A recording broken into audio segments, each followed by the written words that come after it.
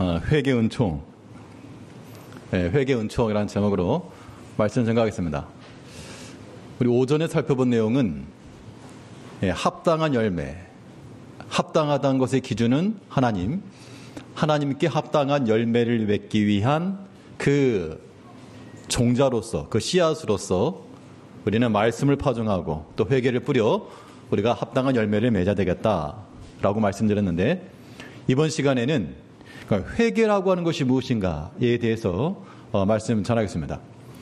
우리가 기본적으로 알고 있는 회개와 오늘은 조금 더 의미를 새롭게 하는, 새롭다라고 하는 게 뭐 다른 내용이 아니고 성경상에서요, 회개에 대한 새로운 의미를 우리가 한번 생각해 볼 거기 때문에 오늘은 주의해서 들어보시기 바랍니다. 회개라고 하는 것은 우리가 아는 대로, 우리 나눠진 프린트를 한번 참고를 하시면 죄에 대한, 죄가 없으면 회개할 것도 없죠.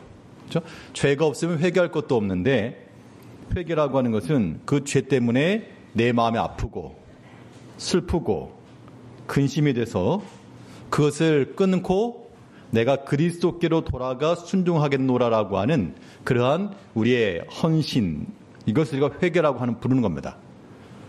그럼 이런 회개라고 하는 것은 우리 삶 가운데서 당연히 있어야 되는 것이죠. 회개 요소, 그러면 회개의 3요소라고 말해서 지정의라고 이렇게 말합니다. 지라고 하는 것은 지적인 거예요. 그래서 죄라고 하는 것이 이건 옳지 않다, 나쁜 것이고, 해롭다라고 하는 것을 우리가 지식적으로 인지하고 있는 것을 지적인 이해라고 말하는데, 이 죄를 깨달아야 됩니다. 로마서 3장 20절을 보게 되면, 그러므로 율법의 행위로, 나눠둔 프린트에 있습니다. 지금 그러므로 율법의 행위로 그의 앞에 의롭다 하심을 얻을 육체가 없나니 율법으로는 죄를 깨달음이니라.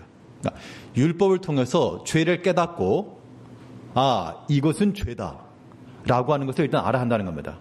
그러니까 우리가 회개를 하려면 이게 죄다라고 하는 걸 깨달아야 돼요. 죄라고 하는 거 알지 못하면 계속 행하는 거죠. 믿지 않는 세계에서도 법이라고 하는 걸 통해서 죄를 알지 못하면 행하는 거지만, 이 죄라고 하는 걸 알게 되면 우리는 일단 성경적 내용에서요, 일단 죄에 대한 지식적 이해가 필요하겠고, 그걸 알았으면 그 죄를 범한 이후 죄를 짓고 즐거워하시는 분 혹시 계십니까? 즐겁다, 내가 죄를 졌더니 얼마나 상쾌한지, 그런 사람 아마 안 계실 겁니다.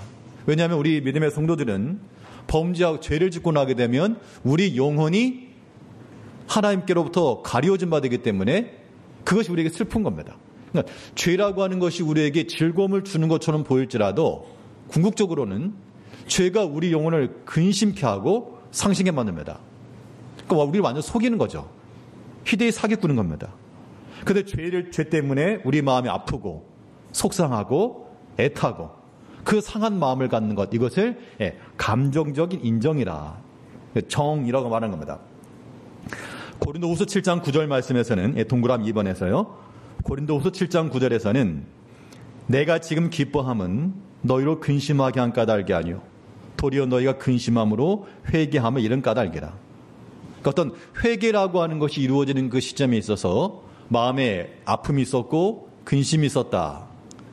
그러니까 우리가 이 회개를 이루려면 이 죄악된 일들에 대해서 그냥 죄를 짓고 나도 뻔뻔스럽게 있으면 철면피 같은 그런 모습이 되어서 안 되고, 우리가 사람에 대해서 그렇게 할 건 아니라도 하나님 앞에서 우리의 모든 상한 것을 다 내려놓고 애통해하고 우리 마음을 근심해야 됩니다. 상한 마음을 만드셔야 돼요.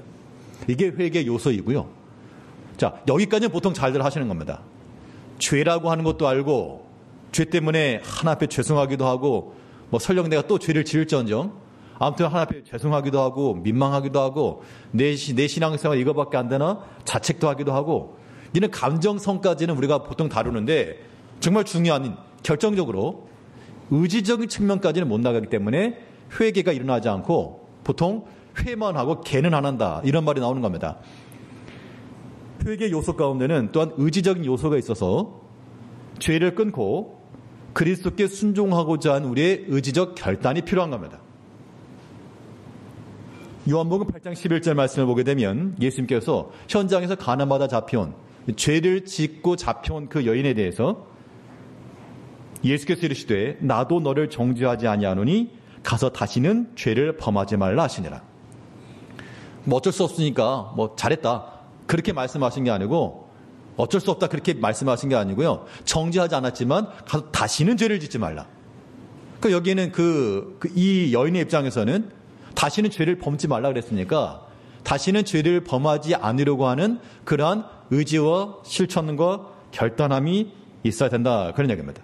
그래서 우리가 회개를 하려면 우리의 죄악된 행실이 있고 이것에 대해서 하나님 앞에 참 죄송한 마음과 아픈 마음을 가지고 우리가 새로운 새 마음을 가지고 그리스도께 순종해야 되겠다, 그 정도가 우리가 이해하고 있는 수준의 회개인 겁니다. 그런데 뭐 저만 그렇게 생각하는지 모르겠지만 회개라고 하는 것을 이미지적으로 그림성으로 한번 나타내보자 그러면 저에게는 어떤 이미지가 있는가 하면, 일단 음식을 식당에 먹은 다음에 보통 우리가 식사를 하고 나면 이제 우리 남성들께서 설거지 열심히 하시잖아요. 그러니까 음식을 먹고 나서 설거지 안 된 채로 잔뜩 쌓아놨습니다, 싱크대에다가. 그러면 그 그릇에 음식물들이 묻어 있고 찌꺼기 있고 하니까 깨끗하게 않죠. 오래 놔두면 냄새도 날 거 아닙니까? 그러면 회개라고 하는 것을 우리가 어떻게 여길 수 있는가 하면 그런 수준으로 생각한다는 얘기, 쉽다는 얘기입니다. 지저분하고 더럽고 이건 정 내가 뭘 죄를 져서 회개를 해야 되긴 하겠지만, 회개는 그냥 음식물 쓰레기 정도 치우는 정도? 그런데 회개의 본질적 의미는요, 그런 의미가 아니라 더 격상시켜야 됩니다. 격상. 회개라고 하는 걸 어디까지 격상시켜야 되느냐? 오늘 포인트는 3번인데요. 3번, 우리 포인트 3번에서 큰 3번입니다. 믿음과 회개인데, 회개라고 하는 것은 믿음의 수준까지 우리가 높여야 됩니다. 믿음이라고 하는 것이 우리 신앙인 성도들에게 있어서 굉장히 본질적이고 중요한 것만큼 회개도 마찬가지예요. 회개도 굉장히 중요하고 굉장히 본질적인 겁니다. 믿음이라고 하는 것이 하나님께로 곧장 나가는, 스트레이트와 같은 곧장 나가는 길이라 그러면, 회개라고 하는 것은 유턴하여 돌이켜 죽게 나가는 거기 때문에 그 의미상으로 믿음과 같은 맥락이 있다라고 봐야 됩니다. 이 회개라고 하는 말을 헬라어로 뭐라 말하는가 하면 메타노이아라고 해요. 메타노이아. 혹시 메타라고 하는 말은 많이 들어보셨을 겁니다. 우리 학생 청년들은 아마 익숙할 텐데, 메타. 미국에도 메타라는 회사도 있고요. 그 메타버스라는 실은 신조어가 있는데요. 메타버스. 메타버스, 그 버스는 어디 가는 버스입니까? 그렇게 말씀하시면 안 계시겠습니다만, 여기서 버스는 그 버스가 아니고 유니버스면 유니버스, 우주란 얘기죠. 자, 우리가 살아가고 있는 현실이란 그런 뜻입니다. 근데 메타라고 하는 것은 초월한 그 이상의 것을 의미하죠. 그러니까 메타버스라고 하는 그 말은 우리가 지금 이 현실에서 살아가고 있지만 현실을 초월한 세계이다. 그래서 메타버스라는 얘기인데, 우리가 흔히 말하는 어떤 가상세계, 증강현실, 이런 것들입니다. 처음에 인터넷이 시작되었을 때 익숙하지 않았지만 자연스럽게 접해진 것처럼, 처음에 스마트폰 익숙하지 않았지만 이제 점점 다 하는 것처럼, 이 메타버스라고 하는 것도 우리가 살아가고 있는 현실 가운데서 현실이 아닌, 현실을 초월한 세계와 연동되어 살아갈 수밖에 없다는 겁니다. 이건 이제 자연스러운 현상이에요. 그런데 영상 한번 준비해 보시죠. 이 메타버스 세계에서는 이 유니버스에 살 수 없는, 저는 한번 보여드렸는데 이 아주머니의 딸이 죽었습니다. 근데 지금 메타버스 세계에서 지금 아이를 만나는 장면이 나오는데, 이거 한번 잠깐 9분짜리는 다 보진 않을 거고요. 한 2, 3분 정도만 보겠습니다. 이 현실과 메타버스 가상세계 어떻게 연결되는 거 보시죠.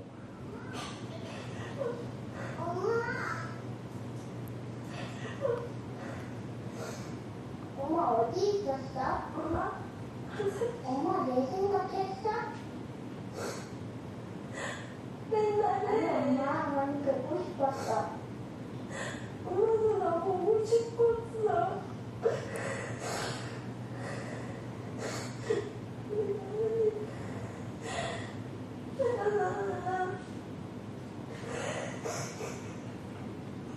난 잘 있었어?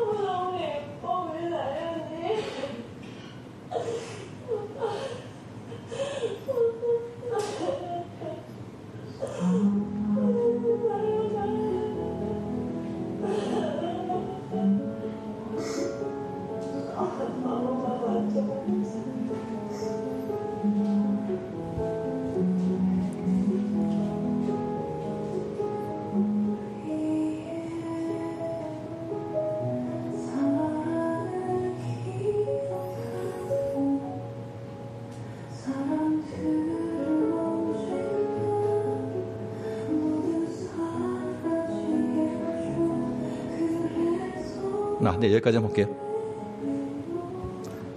자, 이걸 보여드리는 이유가 뭐냐면, 그러니까 메타버스 세계라고 하는 게 내가 지금 현실 세계에서는 이 경우에 보게 되면 이미 내 딸 아이가 없어요, 세상에는. 근데 그 세계, 메타 세계를 초월한 그 유니버스를 넘어서는 세계에서 만난다는 얘기예요. 그 기술을 통해서.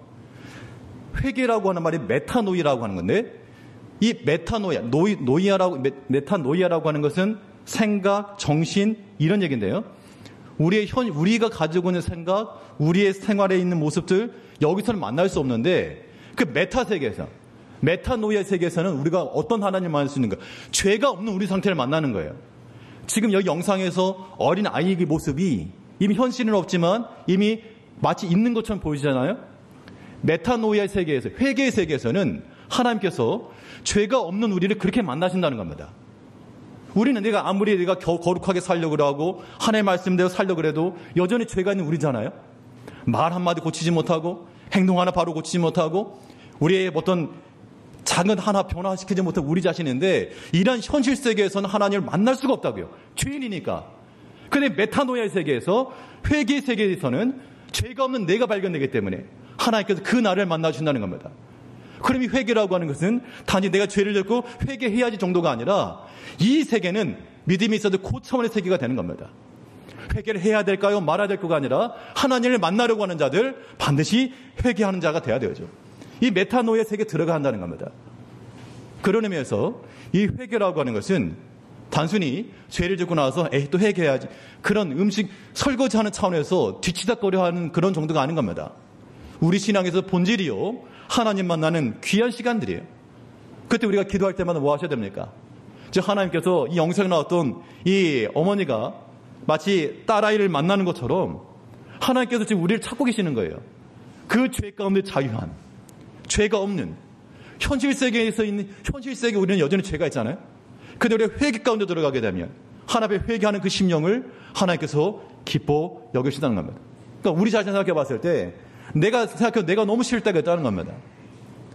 그런데 우리가 하나 앞에 회개하는 인격이 되게 되면 거긴 정말 죄로부터 자유한, 정말 모든 죄에서 죄 범하지 않는 우리 자신, 그런 자신이 우리 자신을 볼 수 있기 때문에 우리는 그런 마음 상태에서 하나님께 나가는 겁니다. 오늘 보면 이 3번에서요, 회개라고 하는 것을 우리는 믿음의 수준까지 우리가 높여야 됩니다. 이 회개는 그리스도께로 나아가는 또 다른 한 면이라 그랬어요. 우리 에베소 3장 12절을 보면,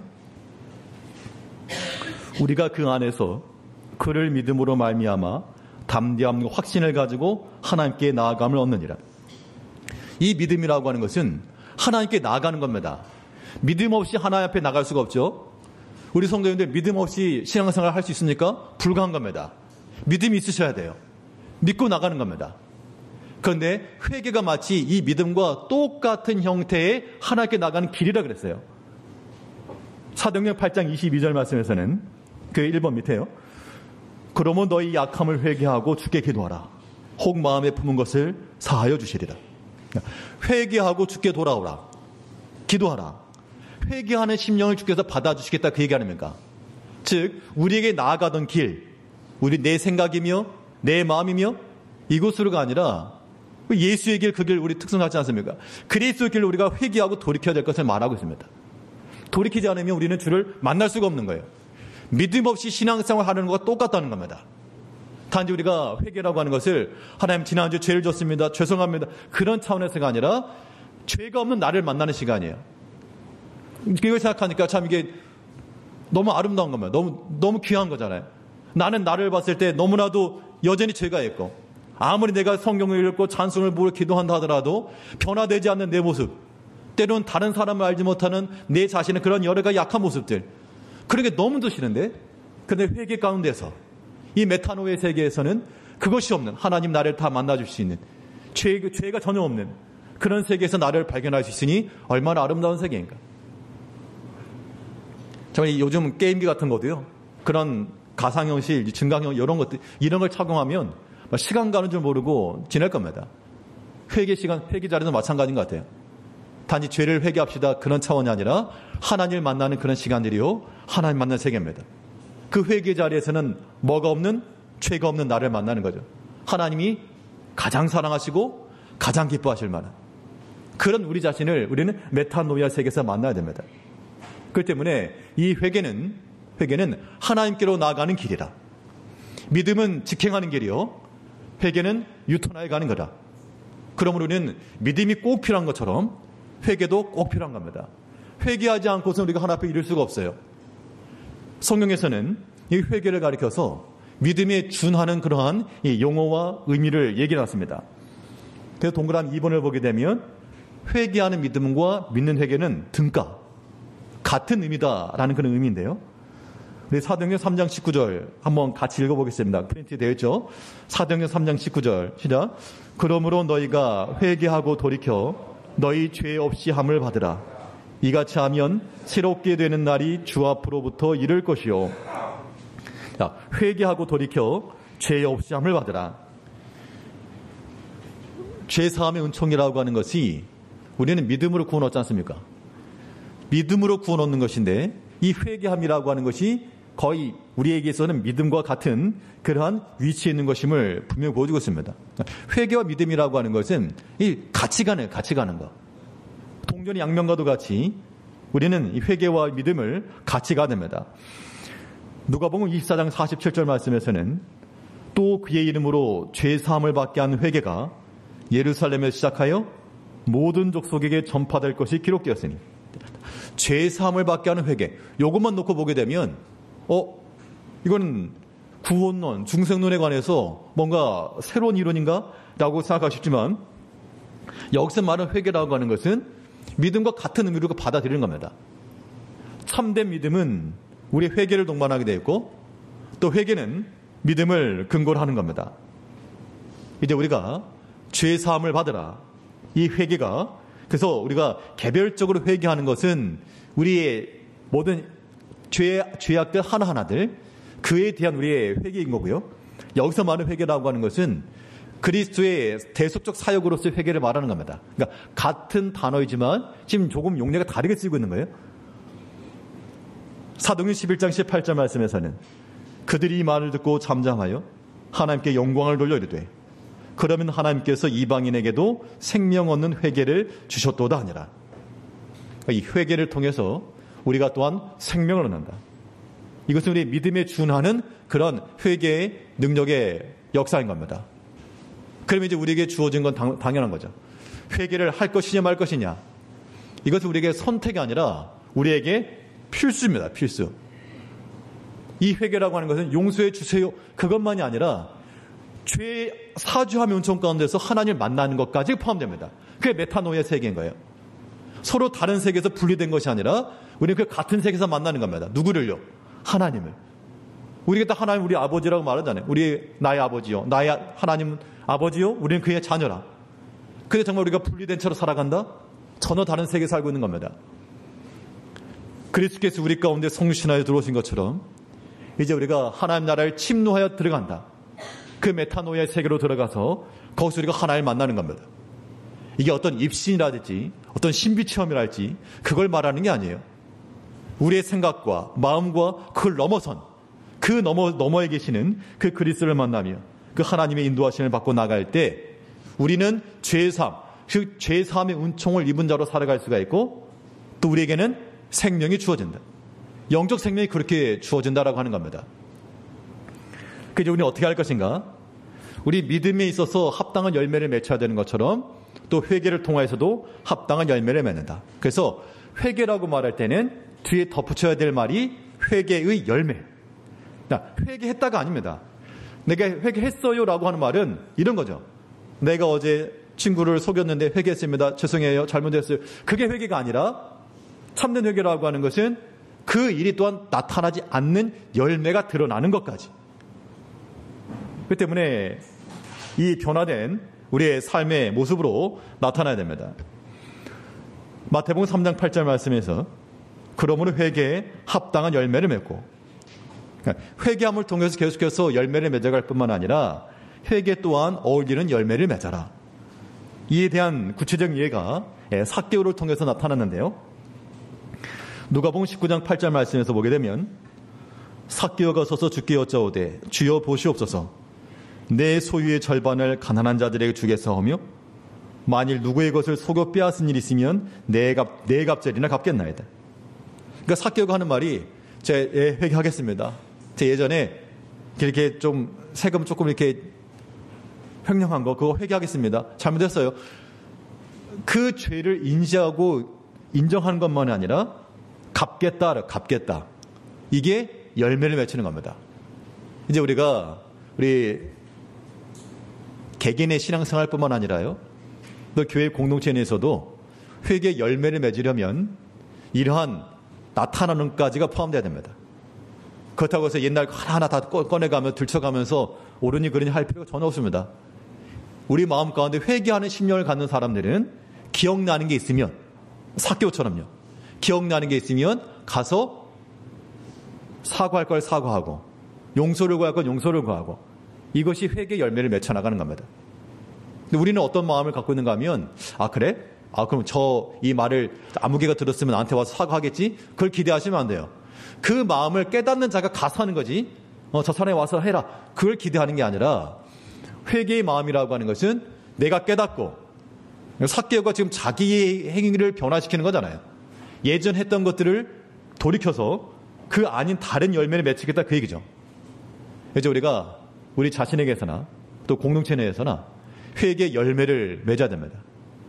회개 열매라고 하는 것은 우리의 죄를 자복하고 세례 요한도 그렇게 말했죠.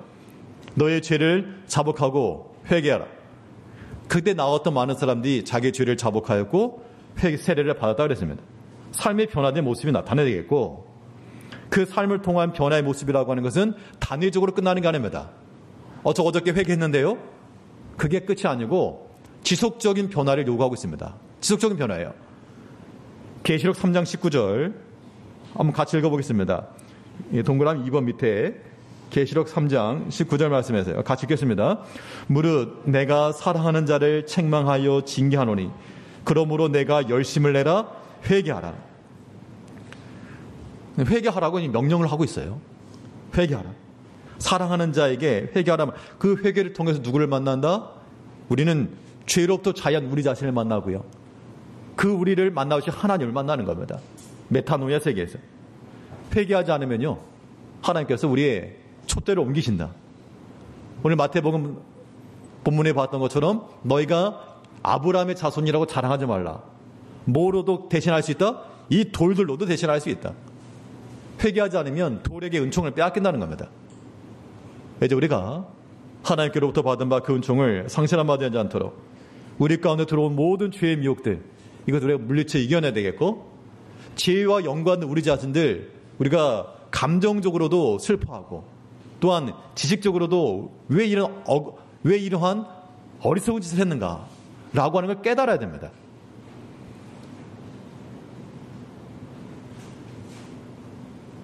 그런 것이 있어야지만 우리가 회개에 더 다음 단계로 나갈 수 있는 것이죠. 우리 베드로서 3장 9절 말씀도 보게 되면 하나님께서도 우리가 회개하기를 원하신다 그랬습니다. 여기도 한번 같이 읽어보죠. 베드로서 3장 9절에 오직 주께서는 너희를 대하여 오래 참으사 아무도 멸망하지 아니하고 다 회개하기에 이르기를 원하시느니라. 그러니까 이거 한번 생각해 보시죠. 아까 그 영상에서 그 어머니가 그 이미 먼저 간 딸을 기다리고 만나고 한 번만 안아보고 했던 것처럼 회개하는 그런 심령들을 하나님께서 기다리신다는 거예요. 회개하는 우리들을 하나님께서 지금 두 팔 벌려 기다리고 계신다는 겁니다. 우리는 어디서 그 하나님을 만날 수 있는가? 이 메타노이아 세계에서. 이 회개를 통하여 우리가 하나님 앞에 자복하며 죄 용서를 구하며 하나님을 만난다는 겁니다. 죄라고 하는 것이 우리 마음속에 들어오지 아니하도록 들어온다 할지라도 우리는 그것을 물리치고 하나님 앞에 사죄 용서를 구하고 생명 은혜를 구하고 회개라고 하는 것은 하나님께로 나가는 길입니다. 믿음이 있어야지만 하나님께 나가는 것처럼 또 회개를 통하여 하나님께 나가는 겁니다. 회개하기를 주저하지 마시고 제가 뭐 큰 죄를 안 졌는데 그 마음 자체가 이미 약한 거죠. 내가 하나님 앞에서 평강의 하나님 나와 함께 한다 그랬는데 말씀대로 우리가 행하게 되면요. 내 마음이 평강이 없다는 것은 하나님의 말씀도 살지 않았다는 증거잖아요. 그 회개하셔야 되죠. 하나님, 내 마음에 평강의 하나님 주장하셔가지고 내 마음의 주 안에 평안하게 원합니다. 그 마음을 달라고 회개하는 겁니다. 하나님께서 그렇게 간구하는 자들, 그러니까 그러한 회개 기도 가운데 들어가는 자들을 하나님께서 반드시 안아주시고 맞아주시고 또한 기억해 주실 것이 분명합니다. 그 하나님 만나자고요. 이 한 주 동안에도 우리가 회개하시되 죄를 회개하려고 죄 짓지 마시고 우리 모든 죄악된 행실 가운데서 우리가 회개하기를 힘써야 되겠습니다. 회개라고 하는 것을 통해서 두 가지만 두 줄만 남았죠. 죄라고 하는 것은 뭐와 같다 그랬습니까? 불씨와 같다. 꺼진 것 같아도 훅 불면 다시 일어난다는 겁니다. 신기하기도 많지. 우리가 그런 걸 너무 많이 경험하잖아요. 어떤 일에 대해서 우리가 하나님 앞에 회개를 하지만 어떤 순간이 되게 되면 그 상황 가운데서 다시금 불이 확 일어나서 같은 죄에 빠지고 마는 우리 자신을 발견하는 겁니다. 결국 회개했다고 안심하고 끝났다라고 말하지 말고 또 살피고 그때마다 회개하는 마음이 되어야 됩니다. 활을 가지고는 불과 200m 정도밖에 못 쏘지만 회개는 하나님의 보좌에까지 이른다 그랬습니다. 유대 라비의 말입니다. 우리가 하나님의 보좌에까지 말 그대로 메타노이아의 세계에서 하나님 만날 수 있는 길이 되는 겁니다. 이 세계가 얼마나 아름다울까. 참 죄가 없는 나, 이게 우리가 궁극적으로 우리가 추구하는 목표 아닌가요? 죄가 없는 나. 그런데 이 현실 세계에서는 이게 불가능하니까 우리가 어디로 들어갑니까? 회개의 세계로, 그 메타노이아의 세계로 들어가는 겁니다. 거기서 우리는 죄가 없이 온전한 참된 생명과 그 영광 가운데서 하나님을 만나는 거죠. 하나님께서는 바로 그 회개하는 심령, 죄로부터 자유한, 죄가 없는 그런 영적인 상태, 그 마음의 상태를 하나님 기뻐하신다는 겁니다. 이런 마음을 가지고 한 주 동안에 이 영상 짧은 뇌리 속에서 하나님께서 우리를 그렇게 기다리신다. 내가 회개하는 마음을 가지고 하나님 만나야 되겠다. 그런 마음을 가지고 항상 회개하게 힘쓰시는 우리 성도님들 되시길 바라겠습니다. 기도하겠습니다. 우리의 변함 사랑하신 아버지 하나님,